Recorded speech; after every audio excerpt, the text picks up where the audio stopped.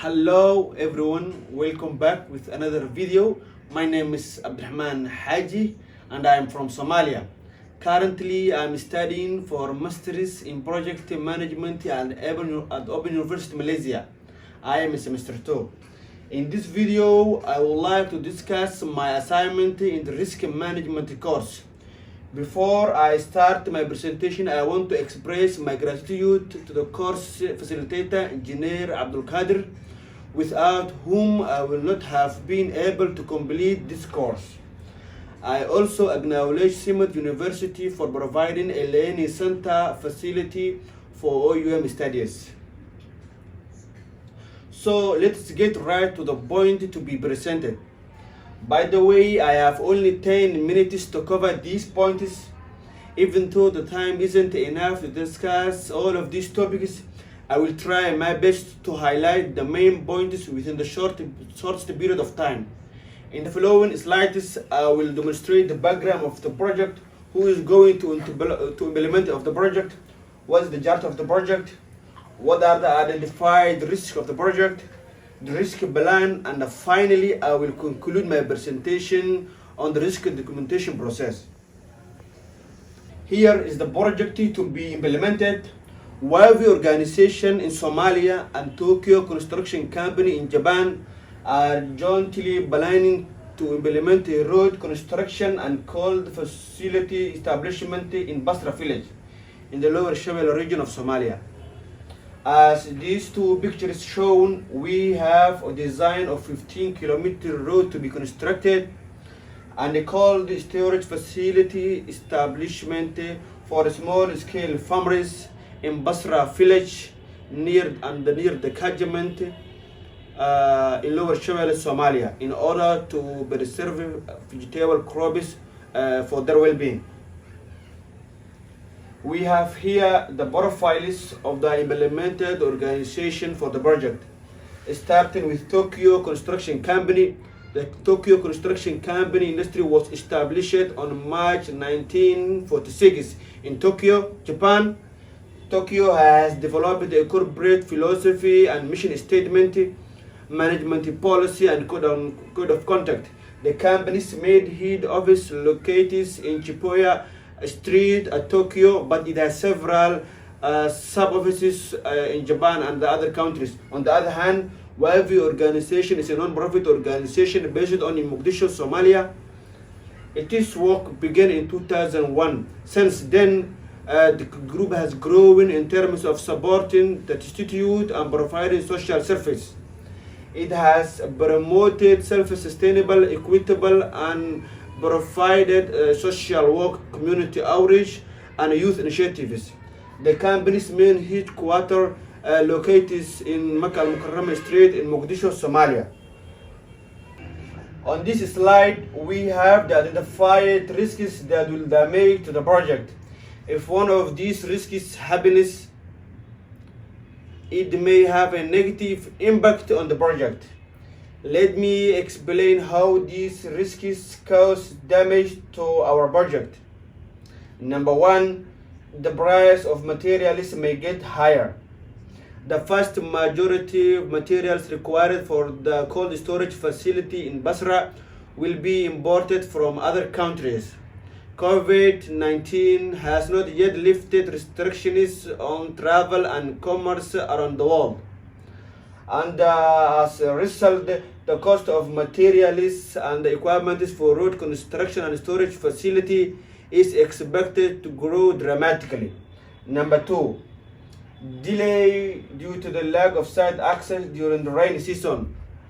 Movement constraints have previously been experienced in the area where the project will be implemented, which is Basra during the rainy season.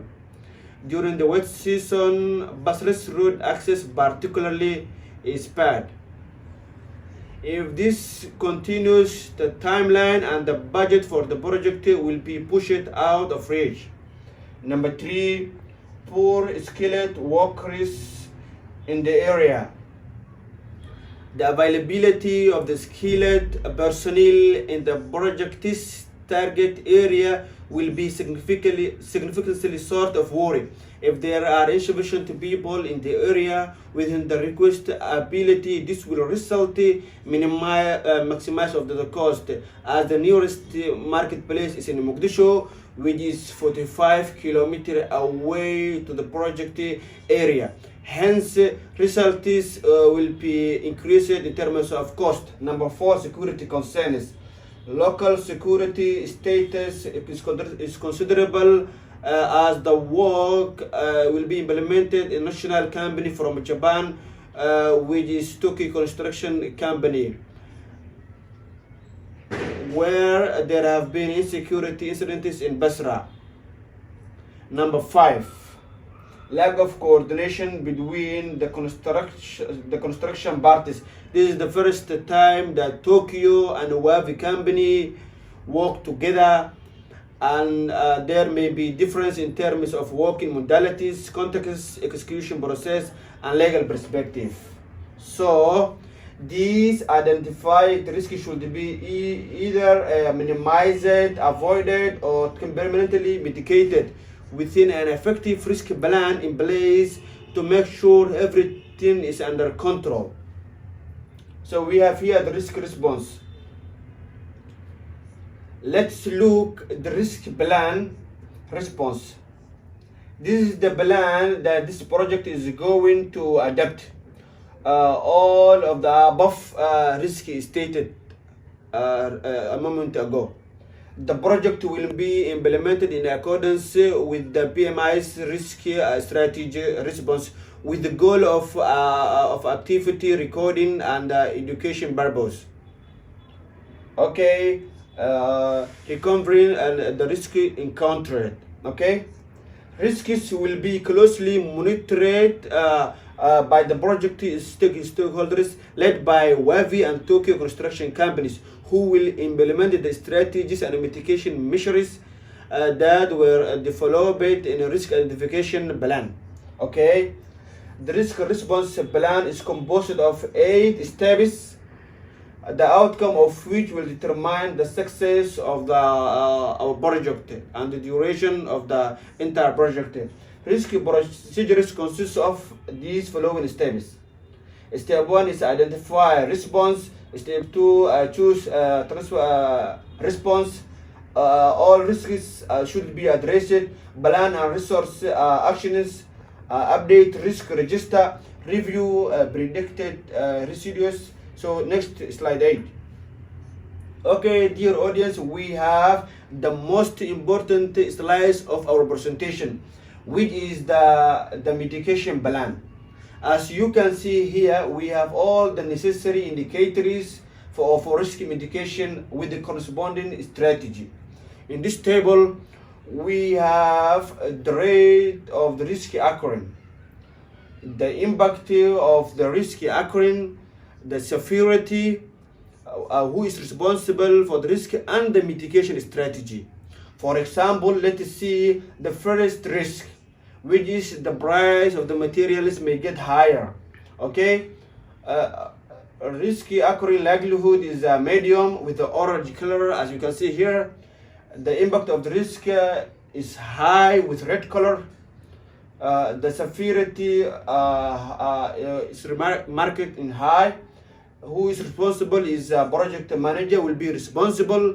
And finally, the mitigation strategy are included: early contract bid, advertisement to the select lowest prices, perform market price analysis, and consultation with economic development. Okay, so the other risks are similar to this. Each one has a mitigation strategy if it occurs.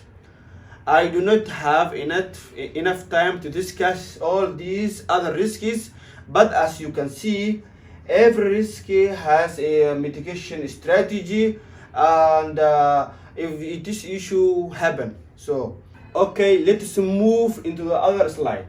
Risk documents.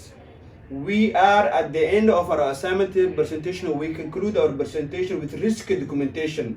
The recording of risk management helps organizations find risk that could have a bad or a good effect on their operations.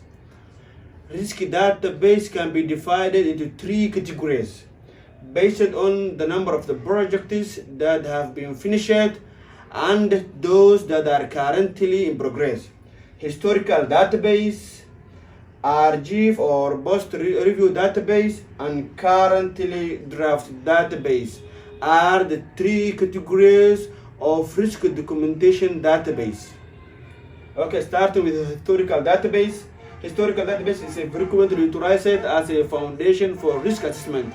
It assists organizations in identifying critical bets, and that should be avoided in the context of investing of objectives and the market settlements among the other things.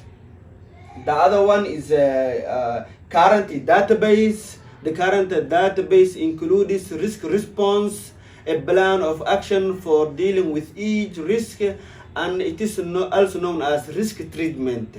Risk treatment will discuss risk avoidance, transfer, mitigation, and statistics of the risk. And the last one is archive or post database. This keeps all sorts of risk beyond historical database and trace back to the source of risk for the future. It's all about lesson learned after the completion of the risk. That was the presentation I gave for my risk management course assignment. Thank you for taking the time to watch. Wishing you a blessed day. Goodbye for now. Bye bye.